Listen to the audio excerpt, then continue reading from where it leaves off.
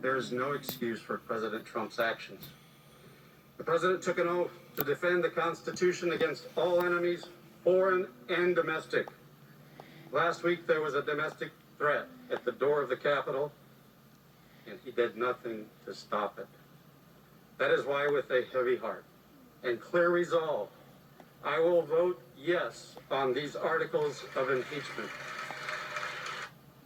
That's Republican Congressman Dan Newhouse. He was one of 10 Republicans who voted in favor of impeaching President Trump, making it the most bipartisan impeachment vote in U.S. history. Never before have so many members of a president's party voted to impeach a president.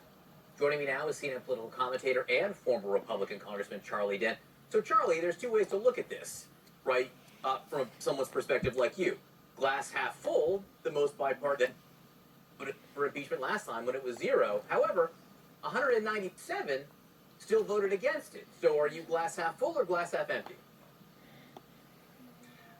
I'm actually glass half full. I wish more had voted for impeachment. But John, I think it's fair to say that there were many more House Republicans who supported impeachment than who actually voted for it. So we should be clear about that. That those 10 members who voted for it, I think, have a lot more support within the conference than people realize. Don Newhouse's simple eloquence, I think, stated it all, as did Jamie Herrera Butler's, who simply talked about truth over fear, and Don saying that Donald Trump, his actions were simply inexcusable. I mean, that kind of simple truth, I think, goes a long way with a lot of the members, even though others couldn't find it within themselves to support the impeachment resolution. It got to 10.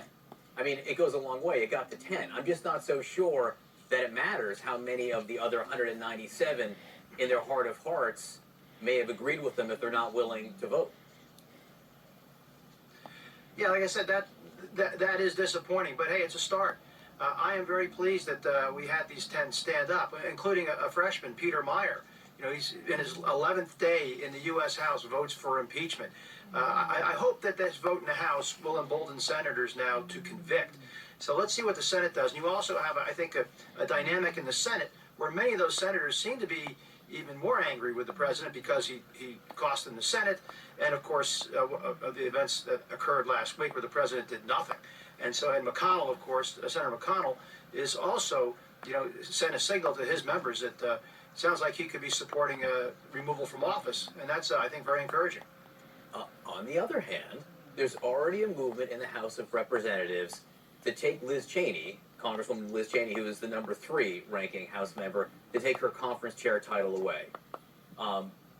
So, again, if there is this movement, and I don't know whether that's going to have majority support or not, why is that a good sign?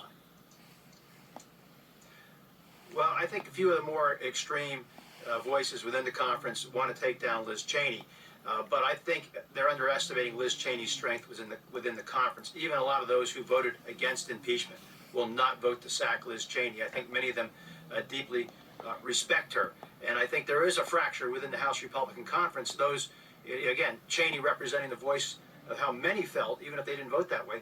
And of course, the current leadership, top 2, were in the other camp. So I think Cheney's in a stronger position than some folks realize. Yes, there's a group. There'll be a few dozen who are going to want her head on a pike.